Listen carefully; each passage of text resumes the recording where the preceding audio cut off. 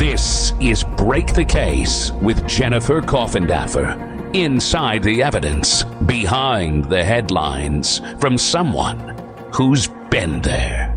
Here now, Jennifer Coffindaffer. True crimers, welcome to Break the Case. I'm your host. I'm Jen Coffindaffer. Oh, this is one of those sessions that I knew was coming. We have a lot of these interviews that are going to be coming forward. Again, there is no way that the surviving witnesses of the Idaho Four murders, the surviving victims of 1122 King Road, were only interviewed once, but just released today. And again, we're talking about the Idaho Four murders, the vicious murders by Bryan Kohberger, 214. As I refer to him often, that is his inmate number, the last three of his inmate number. Viciously murdered Maddie Mogan, Ethan Chapin, Xana Kernodle, and Kayla Gonzalez back November 13th, 2.5 years ago now, really going on 3 years. The case has been adjudicated, but all the information is coming out right now. And just released within the last many hours was the interview, really not the initial interview, because Bethany Funke was actually interviewed also on scene, and that is discussed. I have put the interview of her on my Twitter X for everybody to see. You can literally just click that link and it's going to go straight into the interview. There's nothing before it, nothing after it. Very easy for everybody to see. I'm not going to play it now because it is very long, and with commentary and everything, it would just be a very long time. I don't want to keep you all too long this evening. I know this is a little bit impromptu, but I thought it was really important. I've gone through that interview with a fine-tooth comb today, and I want to review some of the reflections I have about the interview, really from beginning to end. And for those of you who haven't seen it yet, please go on Coffindaffer FBI, that's on X, and take a look at it. I think that you'll be interested to see it. If not, I'm really going to go through from A to Z, sort of really what happened, the information that was provided, and just my general reflections about the interview style, and so forth, strictly from an FBI agent point of view. So without further ado, let's get started here. First of all, I'm just going to critique the interview, if you will. Number one, I was very surprised that there was not a female in that interview. Typically, when you interview a female, even though it's recorded, you want a female, because a lot of times a female can interact a little bit more easily with another female. A lot of times it will put that individual a little bit more at ease in this situation. Throughout the interview, Bethany was extremely upset. She was crying the entirety of the time. Her voice was not at all strong. Her voice was very broken, very weak, very traumatized. You know, for those of you who might be in the medical profession, the first thing you do is get what we call an initial impression of a patient. And in the FBI, we do the same. We get an initial impression. How are they acting? What's their general demeanor? And the general impression that you walk in, the initial impression when you walk in and look at Bethany, and her face was obscured, but you could hear her voice, you could see her movements, you could see how withdrawn she was absolutely terrified, traumatized, telling the truth, just of an individual that had was almost incapable of talking, but knew she had to speak with investigators. I found it interesting, again, that a female wasn't in there. I also found it interesting that there weren't two investigators in there. At least you can't see the second one. I don't think there was a second one. But let me explain, and I'm not trying to be critical, because I will say that I really liked this investigator. I believed his interviewing style was very good, extremely good. He was very well organized. He was empathetic. He was very understanding of her. He wasn't at all dominating. It was almost like talking to Santa or talking to a grandfather in the room. And I'm not saying he was that old, but I'm just saying he was just very easy to speak with, I think. So I thought that was really the upside for things. I was really impressed, not only by how he questioned, but the questions he asked. I wanted to talk about the phone. So the first thing he does essentially is ask her to have that phone. Now, in the FBI, I can tell you what, I would have gotten a written consent form signed, no matter what the condition of the person I was interviewing. Just to get their verbal consent, even though it's recorded, would not be enough. I would want the written consent where you go over the fact that they have the right not to let you see their phone, where they have full rights to withdraw. If you're looking through the phone and they want you to stop, whatever it might be. In this case, he was asking to essentially seize it. And he says he'll give it back at a later time. She asked if she can phone or text the mom. She does that. He allows that. And they go through the passcodes. Again, the interesting thing I thought is, I think it's no matter what condition they're in, I thought it was very critical that he get a written consent form. And he did not do that. I'm not sure why. It's probably somewhat a matter of policy. I can tell you, FBI, you would get a consent form signed. I thought it was also very important. You never know how long the individual you're interviewing is going to be up for interviewing. You don't know, especially with somebody like Bethany, are they going to have a total breakdown and you're going to lose them in 3 minutes? They're either going to hyperventilate, they're going to pass out. I've had all these things happen.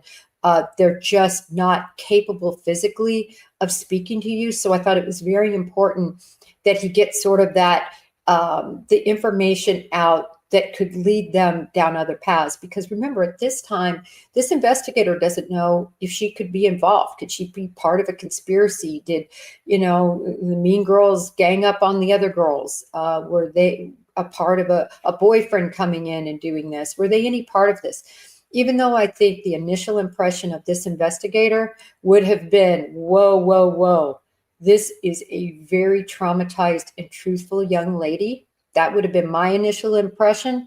And then, of course, you go through the questioning and see if that holds up.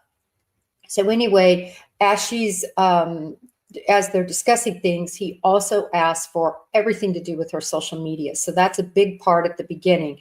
If any of you watch this, you could kind of skip through because it's a lot that's bleeped out, because she's trying to say, or she's not trying, she's telling him, listen, these are my handles, this is the platforms, blah, blah, blah, blah, blah. And then they go through all of that. So that's sort of the beginning. I thought that was wise of him for 2 reasons. One, you got to get that information and let's get it while she's capable. Number 2, you can't start off an interview like this jumping into the most emotional parts of this interview. That would be counterproductive. It would not give her a chance to sort of just settle in with answers and questions that are matter of fact. And so it's very important when you're having an interview like this that you work your way up to the very difficult questions. I think he did a very good job at that. You know what I noticed too with her, and it's just kind of a side, Bethany is very, very polite. She just, please and thank you. Even in this horrible situation and environment, you can tell she was, I'm just going to say it, brought up right, brought up the way people should act, not only toward law enforcement, but toward each other. I got the feeling that Bethany is a person who is very respectful and who was really brought up right in terms of her interaction with adults. And yes, she's an adult, but I mean an older adult, let's call it her elder. And that so often in so many ways is lost these days, that just politeness and respect. And I really was glad to see that was who Bethany is, I believe. Another thing and this is critical, that I thought was really important, Bethany was not wasted. I can't tell you, for me, and maybe for some of you, I am so irritated not only at the shame game that so many have put on Dylan Mortensen and on Bethany Funke, blaming them for surviving. When you hear, and I'm going to go through it, the order of events that happened that night, it is a miracle that she also wasn't murdered. It really was. She could have been in the line of attack very easily when you hear this timeline. And it's a miracle. But it also tells me that I don't believe, obviously, that she was the target. And we're going to get into a couple of these details that she gives that makes me believe that even stronger now than ever. All right. Let's see. The next thing the questioning goes into is timeline. And this is perfect because, again, law enforcement, this is one of the main things that any law enforcement officer from the beginning of the investigation, you want to tighten up your timeline. You want to see if it falls into place with what other people say. You want to have an understanding, when did all of this really transpire? And particularly because you don't know if you're talking to somebody who's going to be a subject of this investigation, you want to get them nailed down, at least generally. What did they do? Who did they see? And where did they go? Specifically, now you can contact other people to line out whether all of that is true or not. So she gives a lot of detail, and those details, I believe, were used very much to end up clearing her and giving her a solid alibi and a solid belief that she wasn't involved by law enforcement. Remember, back in the day, very early on in the investigation, law enforcement started putting out sort of these weekly not involved, not involved, not involved lists, because social media, mainstream media, and just people were going bananas, blaming everybody, blaming the boyfriends, blaming, everybody, blaming the roommates. It was so ridiculous. And I know we're in the twilight zone because it's still not ending. I still go on and see it. And I've really thought, I did point out one account, and there's another account I really want to point out too, but I feel like now just let them die down, where they all just are circulating amongst each other with their nonsense and their baloney that's not fact-based. And I just pray that Bethany and Dylan never come across these types of people. I'm sure they don't even get on social media much ever for fear of what they might encounter. But nevertheless, this officer goes straight from facts of who, what your accounts are, what's your phone number, all of that. And then now he goes into the timeline. This is a perfect segue. It's still not getting into the critical moments that he wants to get to, but rather establishing moments that she can just recount that aren't, hysteria causing. So she talks about how she hung out with Xana and Ethan. And she particularly says that they came over at about 8:30 at night, and that Ethan had been at his formal with his sister. I just want to pause right there. How sweet is that? Apparently, his sister did not have a date to the formal, and a sorority fraternity type formal, and so he took her. I just loved that little nugget, that little detail. Not only is she giving a glimpse as to who Bethany is, she's giving a glimpse into who Ethan was. I just thought that was such a sweet, tender detail that she provided. So then they talk about how they met at 8:30. They were at the house, and then they end up going to another friend's house that lives down the street. They talk all about that, or she talks about that. Again, when she's speaking, for those of you who haven't heard it yet, maybe going to go back to listen to it, maybe don't want to be traumatized tonight and listen to the fear and utter agony of this girl.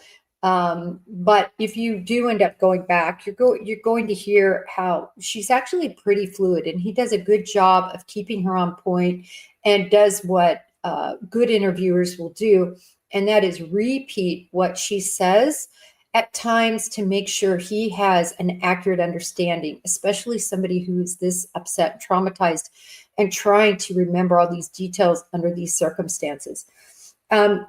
But she says that Maddie and Kaylee at this time, they don't go to a buddy's house, but they are going to the corner club, right? Which we kind of know all this, but again, I'm recounting this from the eyes and the memory of Bethany. So anyway, they hang out at this other house. He gets into a lot of detail on exactly where this house is, and it's on Taylor Street. She says it's kind of at the end of the street. She guesses that that they leave for that house around midnight, and that they stay, or at least Bethany stays for about 40 minutes. So she goes, but she doesn't stay that long. She says she's tired. She comes back and she estimates. And again, these estimates that they give, this isn't lying when it ends up being a little off or anything, because you're going to probably hear or see multiple interviews. I don't know if we'll ever see the FBI's interviews, but there's this interview, and then there's the interview that was done in front of the house, right proximal to the event. So we're going to get to see that. And if she's off by a few minutes, I mean, I was glad to see her use kind of windows of time, about 1, about midnight, because I think it was a true reflection of what she could remember. She even says, hey, listen, that officer who asked me at the time, I think I was more, able to remember, even though this is right after the event, right when police came to the house. She's saying she thought she knew the times better, because as the gravity of everything is setting in with Bethany, it's getting more and more difficult for her mind to think clearly. And I want to reiterate one last time, she is not wasted. She is not, unable to form words. She is definitely cognizant, definitely very coherent. And as we've talked about before, these are college kids. They're enjoying their college life. And the way they have been judged for being these, party, druggy, people is so far off base. And I think anybody who watches this interview, and as we continue to see how they reacted, we got a glimpse with the 911 call months ago. And now we're seeing this interview. And of course, hearing from various other reports, or seeing various other reports and able to read about them. These were just your typical college kids. And of course, they're out late. Of course, they're having a good time. God bless them. If I could do college all over again and not have the strains of, making a mortgage and working and making decisions every day that are important about my children, blah, blah, blah. Who doesn't want to go back to that carefree life where you could go and have some beers with your buddies and watch Vampire Diaries? So anyway, I think it became more clear than even before. She wasn't a, wasted college girl who couldn't remember anything. It was very clear here. Okay, moving on. She says that then she comes back home after the 40 minutes at this friend's house down the street about 1 o'clock, and she starts watching the Vampire Diaries with Dylan. And they just hang out, she says, watching Vampire Diaries. We kind of, again, this is stuff we knew, but I'm just reiterating it because this is what you're going to see on this video. She says Maddie and Kaylee came home, and she estimates around 2, which is a pretty darn good estimate. So they come home around 2. And again, she reiterates that, listen, if you look back at what I said to that initial officer, it might be even more clear on my time. So she's even good about saying, she's cognitive enough to say, listen, I know I was in a better place initially interviewed because all this wasn't sinking in. And now it's really sinking in with her. And you can hear by some of the things she says further. Okay. So then she says they go hang out in Kaylee's room. So they stop watching the Vampire Diaries, and they go hang out in Kaylee's room with Kaylee and Maddie for a while. And then Maddie and Bethany. So I should have said that Kaylee and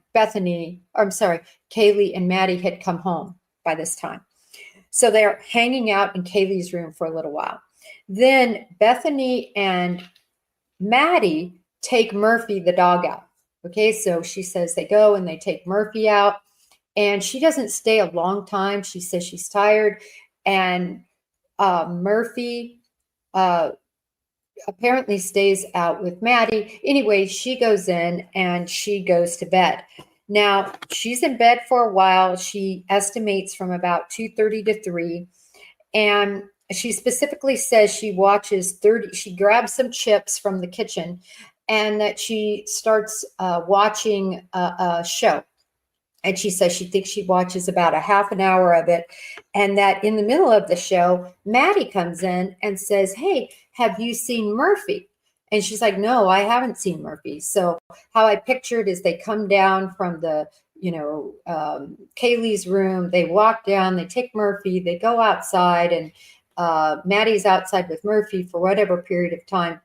Bethany leaves. And so she doesn't really exactly know what happened to Maddie after that, or what happens to Murphy after that, but she falls asleep because, she falls asleep. There's nothing dramatic about any of that. Then this is where it gets interesting. So she watches for a half an hour. Again, remember, she's interrupted by Maddie. She falls asleep. So she's kind of barely asleep, kind of in that, half asleep phase.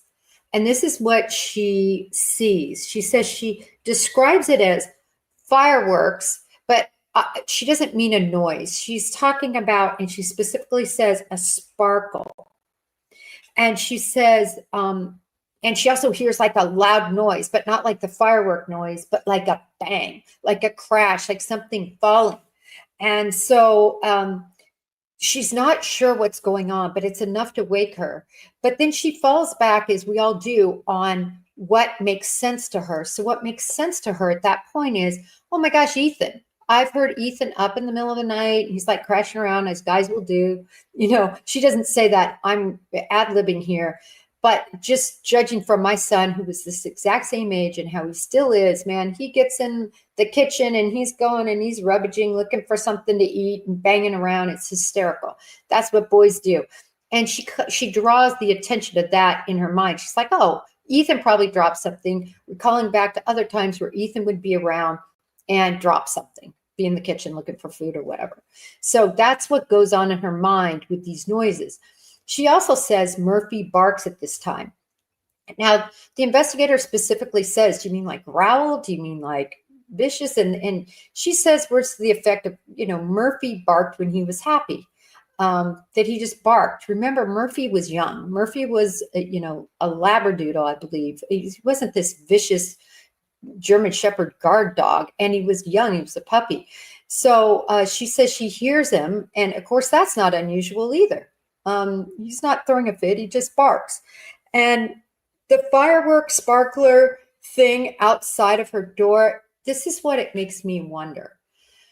I'm just wondering, and we don't know, could there have been possibly some sort of flare? That's kind of what that reminded me of. I don't know, because we have zero information of that. Right? We've never heard about a flare. I certainly don't think it was a taser. That's been discussed too. But a light source, let me just say it is that way. So not a flare like, you literally would throw up if you were on a boat and needed help.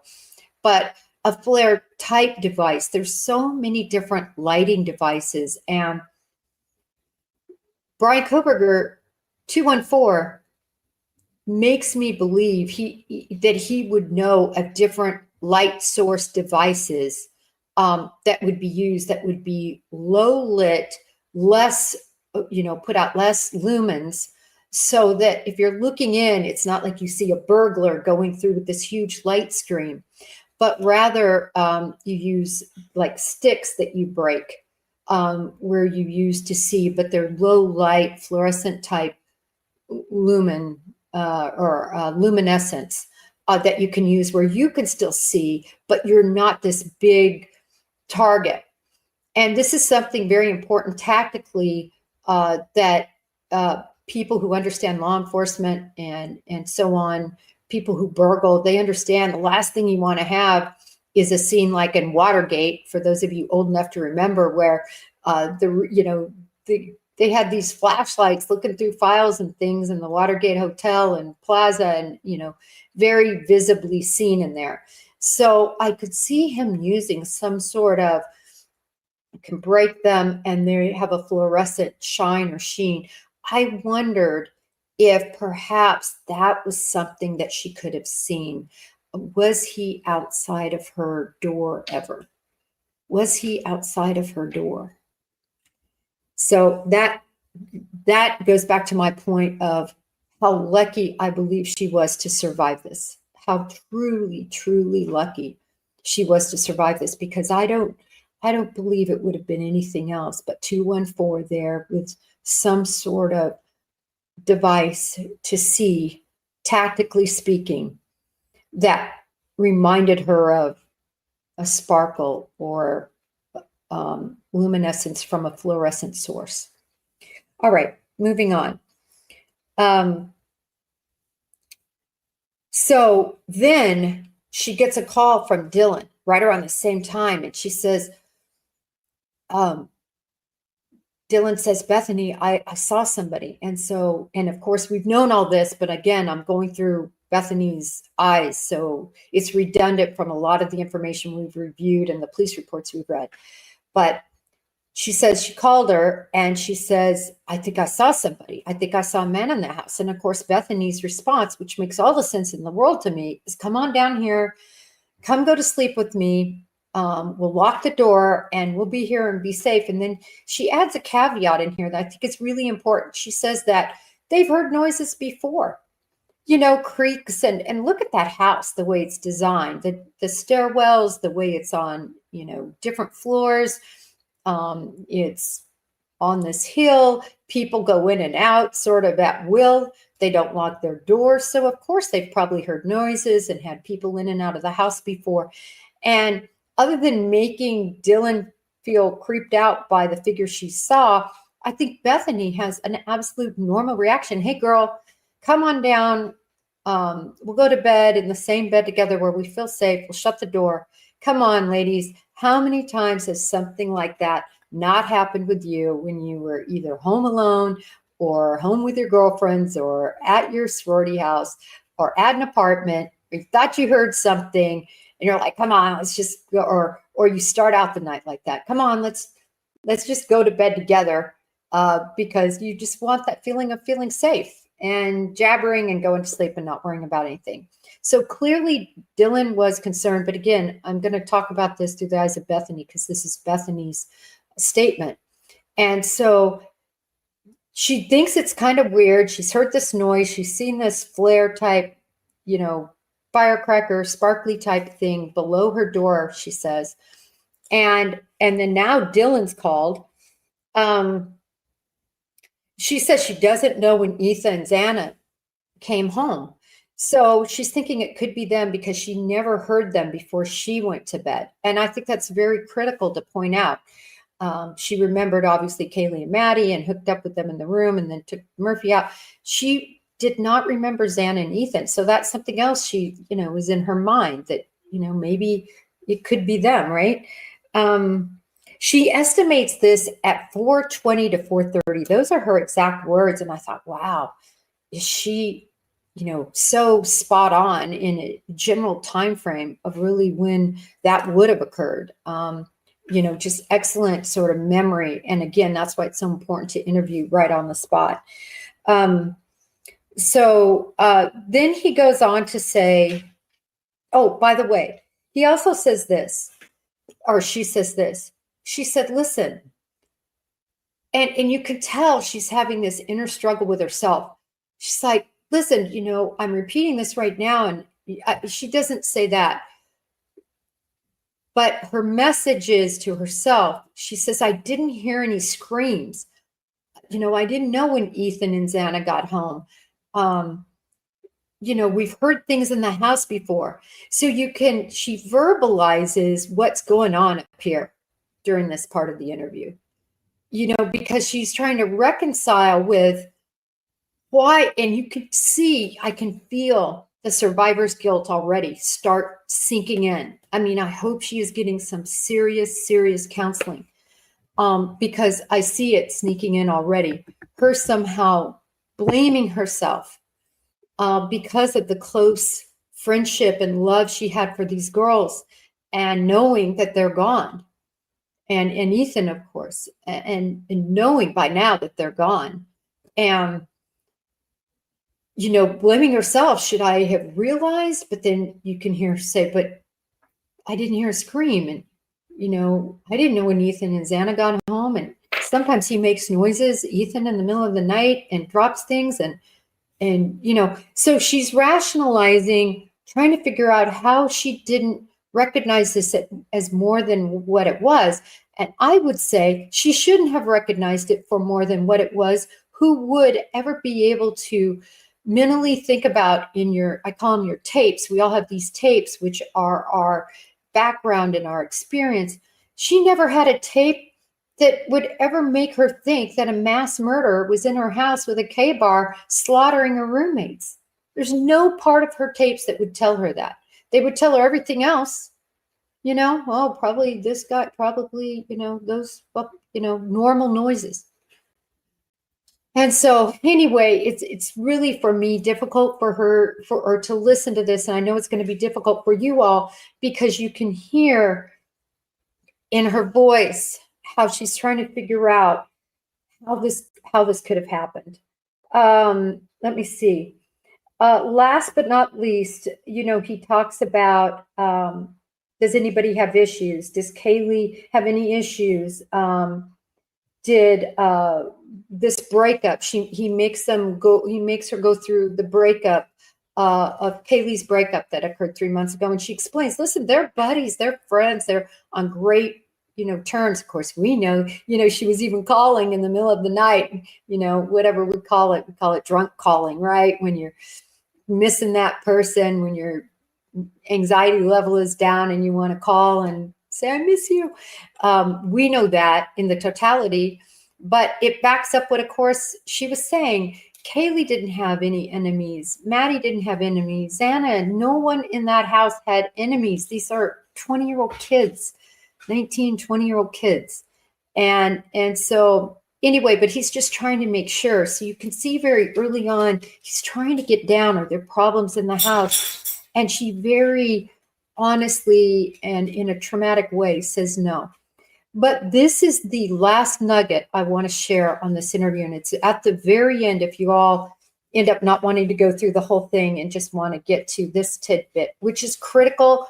Yes, I know we've heard about it. We've read about it in different documents, and different people have said different things. For a while, I was posting it all on my Twitter, how that depending on who was interviewed, some people said that Kaylee had a stalker. Some people said Kaylee didn't have a stalker.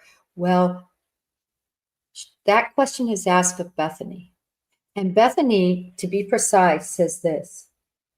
She says, Kaylee told me she took Murphy out and saw someone outside as Murphy was peeing. These are her words. She says Murphy was peeing, and she said, quote, Kaylee swears she saw somebody outside.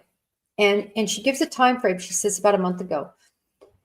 Every part of my investigative being would believe that if you line that up with the information from the cell phone data regarding 214 BK, I would bet dollars to donuts that was very likely him.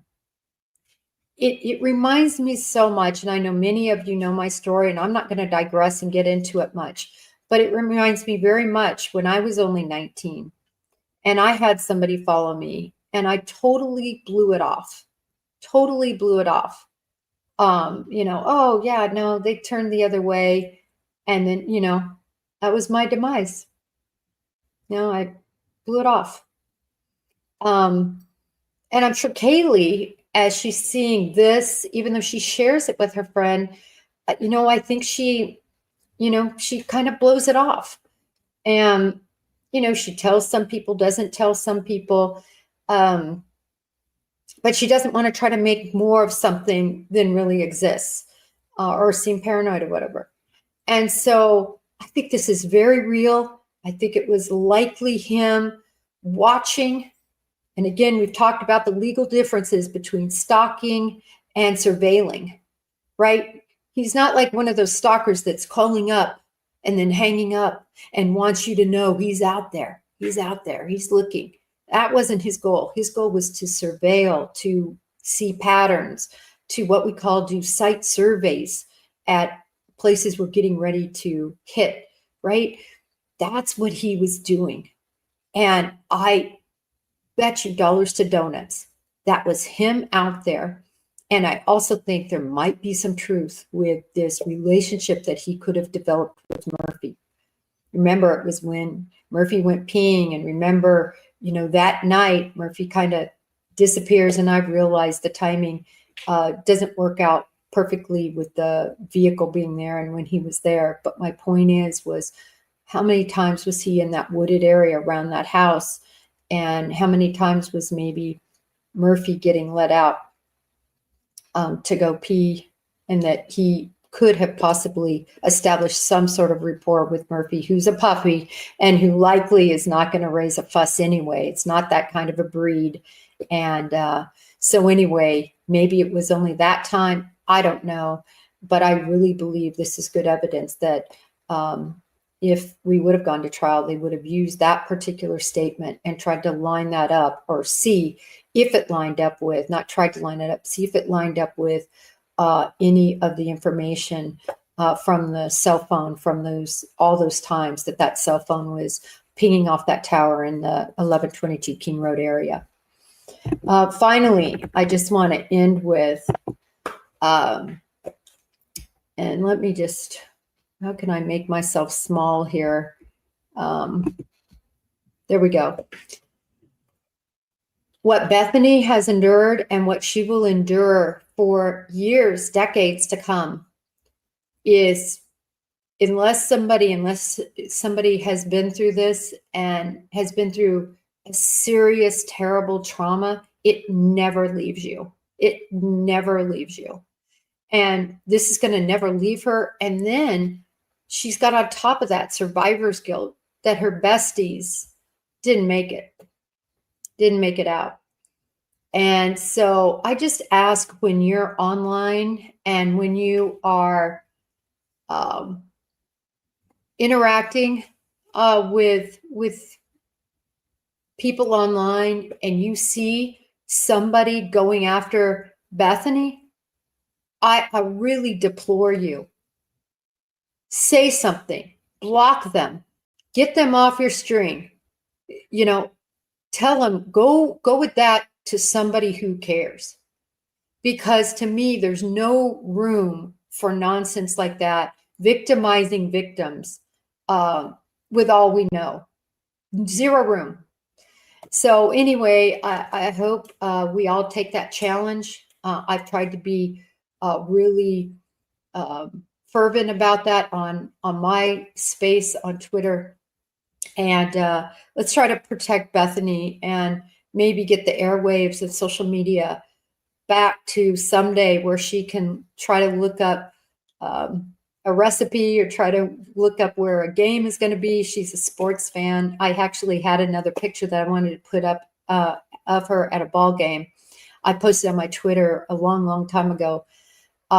So, where she can get on social media and look different things up and not have to worry about somebody coming after her or seeing something that she should never see. So hopefully we can clean that piece up. I think we can do our part with that and continue to support these surviving roommates. That is my rundown of her interview. I hope you go watch it. I've got it on Coffindaffer FBI, where it's just from beginning to end with no talking in the middle, so you can go through it quickly or slowly, whatever you choose. And everybody, until next time, I can't say I think justice was fully served in this case, but I think that justice was at least served because the person who did this to these kids will never be out the rest of his life. And that's good. All right, everyone. Till next time. Thanks for tuning in. Thank you all.